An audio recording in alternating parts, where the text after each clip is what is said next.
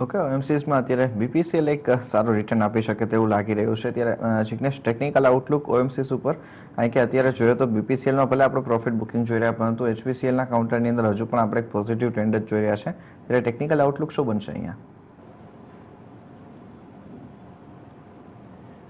હું ઓએમસીની વાત કરું તો ઓન અ લાર્જર નોટ એ લોકો બધા કાઉન્ટર કન્સોલિડેશન ઝોનમાં છે.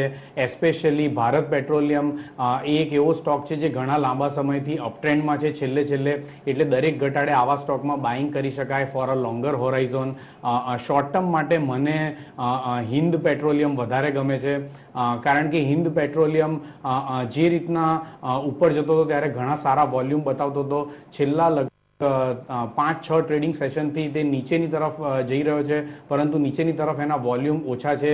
ચાર્ટ ઉપર મને હિન્દ પેટ્રોલિયમ મને વધારે એટ્રેક્ટિવ દેખાય છે. ઇન્ડિયન ઓઇલ કોર્પોરેશનની વાત કરું તો એ સમહાઉ પોતાની મૂવિંગ એવરેજ નીચેની તરફ ક્રોસ ઓવર આપી રહી છે, એટલે શોર્ટર ટર્મ ચાર્ટ પર ખાલી ઇન્ડિયન ઓઇલ કોર્પોરેશન મને વધારે વીક થતો હોય એવું લાગે છે.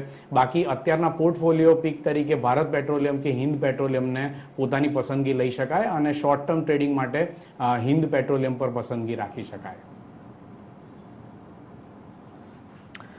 ઓકે, અહીંયા એચપીસીએલ ઉપર એક પસંદગી ઉતારી શકાય તેવી સંભાવના અહીંયા જોઈ રહ્યા છે.